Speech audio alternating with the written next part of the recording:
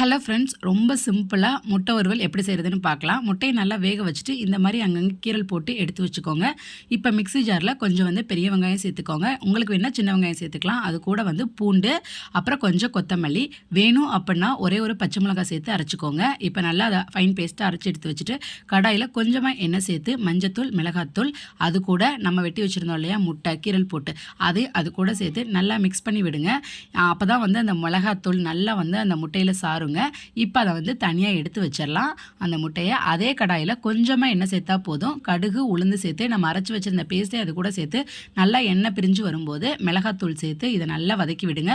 உப்பு தேவையான அளவு சேர்த்துக்கோங்க. இப்போ நல்லா வதக்கி விட்டுட்டு இது கூட நம்ம எடுத்து வச்சிருந்த முட்டையையும் சேர்த்து நல்லா வதக்கி விட்டு லாஸ்ட்டாக கொத்தமல்லி தூவி இறக்குனீங்க அப்படின்னா சூப்பராக இருக்கும். உங்களுக்கு கிரேவி நிறையா வேணும் அப்படின்னா அந்த மசாலாவை கொஞ்சம் அதிகமாக அரைச்சிக்கோங்க. ரொம்ப நல்லா இருக்குங்க. முக்கியமாக லஞ்ச் பாக்ஸ்க்கெலாம் ட்ரை பண்ணி பாருங்கள். தேங்க்யூ.